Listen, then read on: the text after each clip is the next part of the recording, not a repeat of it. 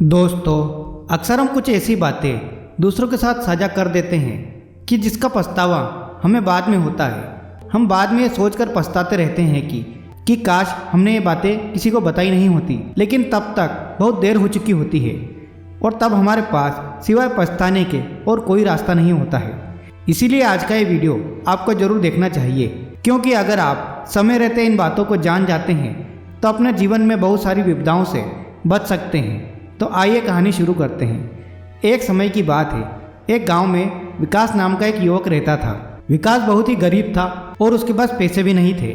2 वक्त की दाल रोटी भी उसे बड़ी नसीब से होती थी। दिन रात काम की तलाश करने के बाद भी उसको कोई काम नहीं मिल रहा था। फिर एक दिन उसने अपनी पत्नी को ये सारी समस्या बता दी। उसने अपनी पत्नी से कहा कि मैं जिस जगह भी काम मांगने जाता हूँ तो मुझे ये बोल दिया जाता है कि हमारे यहाँ भी कोई काम नहीं है। मैं काम की तलाश कर कर के थक चुका हूँ। मेरी समझ में अब ये नहीं आ रहा है कि मैं तुम लोगों का पेट कैसे भरूँगा, अपने बच्चों को कैसे पालूँगा, और ये चिंता मुझे दिन रात परेशान करती है।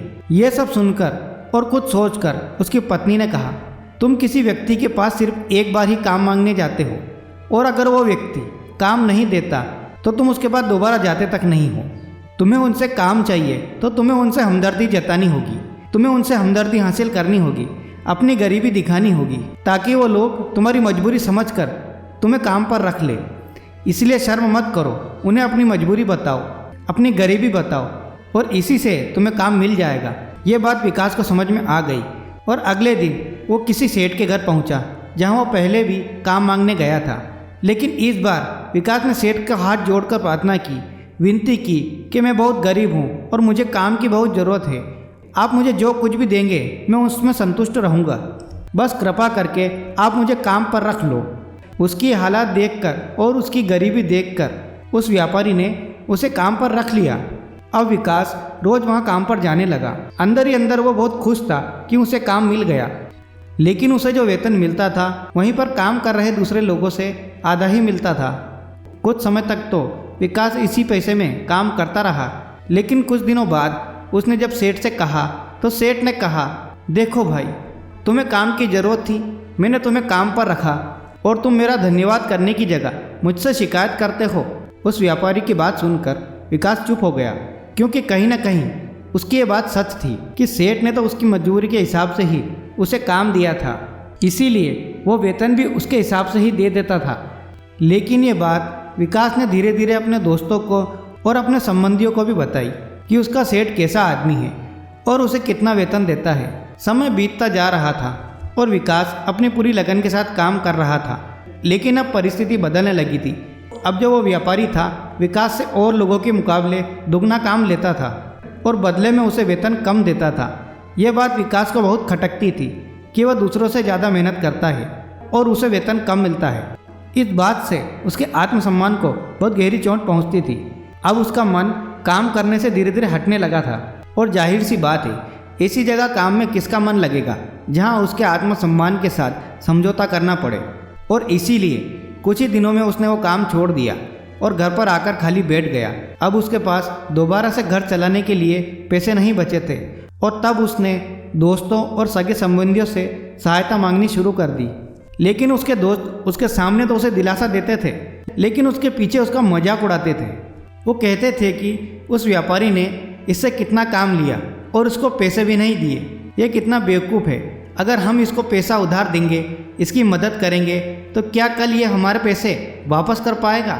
इसकी ऐसी हालत है कि इसके पास कुछ काम तो है नहीं, तो हमारे पैसे कहाँ से लाकर देगा? और धीरे धीरे इसी वजह से विकास की हालत दिन पर दिन खराब होती जा रही थी। वह दिन भर बहुत परेशान रहने लगा और तनाव में रहने लगा।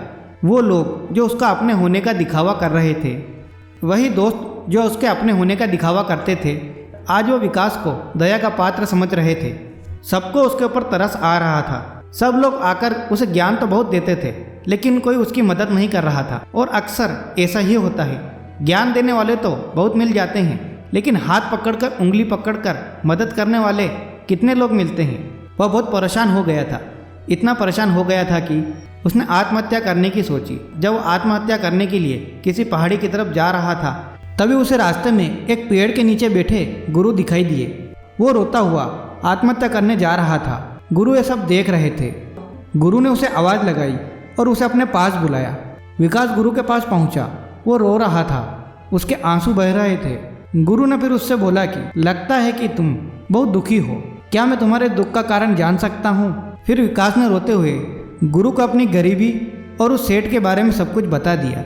विकास ने अपनी पूरी आप बीती गुरु को बताई कि किस तरह उसके सेठ ने उसका फ़ायदा उठाया और उसके सगे संबंधी उसके साथ कैसा व्यवहार करते हैं। विकास की ये सारी बातें सुनकर गुरु ने उसे चुप करते हुए कहा, ये सारी समस्याएं तुम्हारी मूर्खता और तुम्हारी बुद्धिहीनता की वजह से उत्पन्न हुई है।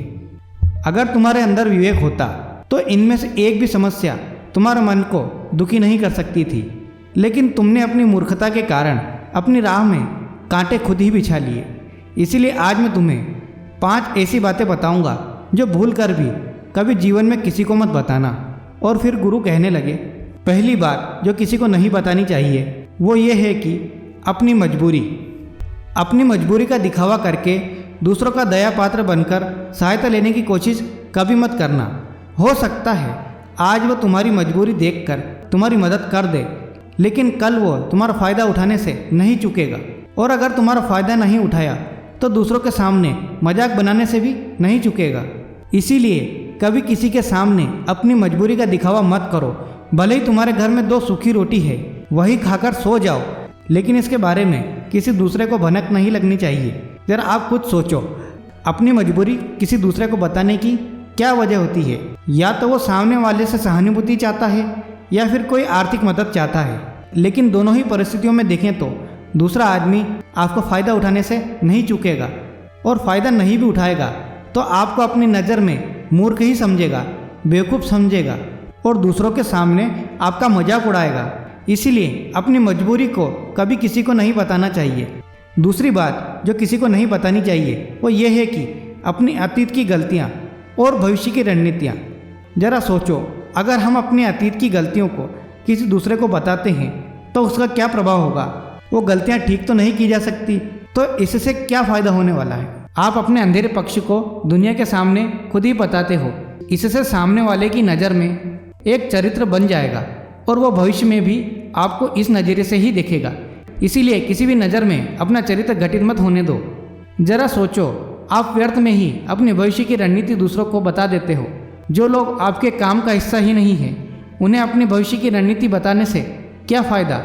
वो लोग आपकी सहायता तो नहीं करेंगे, लेकिन आपके भविष्य की रणनीति में बड़ा जरूर बन सकते हैं। आप खुद अपने दिमाग का इस्तेमाल करिए और सोचिए, क्या कभी आपके साथ ऐसा हुआ है?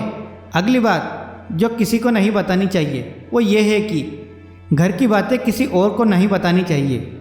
जो बातें हम अपने घर में करते हैं, हमारे माँ बाप के साथ करते हैं, हमारी पत्नी के साथ करते हैं या हमारे बच्चों के साथ करते हैं, वो सब बातें परिवार तक ही सीमित रहनी चाहिए। अगर ये सब अपने परिवार की बातें आप दूसरों से शेयर करते हो तो लोगों को आपके परिवार में घुसने का एक मौका मिल जाता है और वो इसका फ़ायदा उठाने से नहीं चूकेंगे।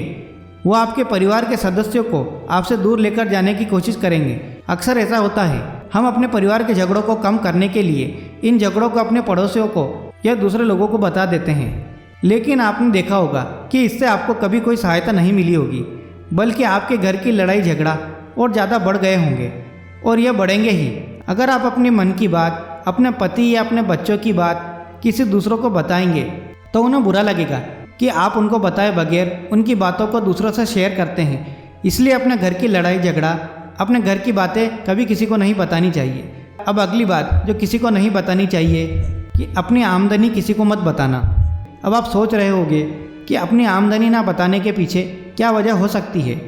ज़रा सोचिए, अगर आप अपनी आमदनी अपने दोस्तों को बता देते हैं तो जब आपके दोस्तों को ज़रूरत पड़ेगी तो वो सिर्फ आपको ही याद करेंगे, क्योंकि उनको पता है कि आपकी आमदनी ज़्यादा अच्छी है तो आप ही उनकी मदद कर सकते हैं।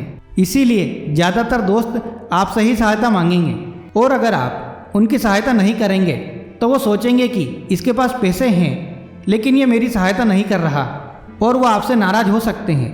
इसीलिए आपकी आमदनी आपके दोस्तों के बीच झगड़े का एक कारण बन सकती है।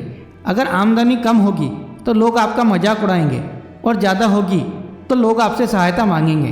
तो इसीलिए अपनी आमदनी को किसी को बताना नहीं चाहिए। अब अगली बात जो किसी को नहीं बतानी चाहिए वो ये है कि अपनी कमजोरी। क्योंकि अगर आपकी कमजोरी दूसरों को पता चल गई तो वो आपकी कमजोरी का फायदा उठाएंगे। आपने देखा होगा कि रामायण में विभीषण को रावण की कमजोरी के बारे में पता था और वो उसका सगा भाई था, इसीलिए रावण युद्ध में हार गया था। तो आज से तुम ये सब कसम खा लो कि आज के बाद इन सब बातों को तुम किसी से शेयर नहीं करोगे। ये सारी बातें सुनकर विकास का रोना बंद हो गया और वो गुरु के पैरों में पड़ गया और उनसे धन्यवाद कहने लगा और फिर वापस अपने घर की तरफ चल दिया। दोस्तों, अगर हमें जीवन में सफल होना है तो हमें ये सारी बातें अपने जीवन में उतारनी चाहिए। मैं उम्मीद करता हूँ कि इस कहानी से आपको कुछ न कुछ सीखने को ज़रूर मिला होगा। वीडियो पसंद आए हो तो प्लीज़ लाइक कीजिए और इस चैनल को सब्सक्राइब कीजिए। धन्यवाद दोस्तों।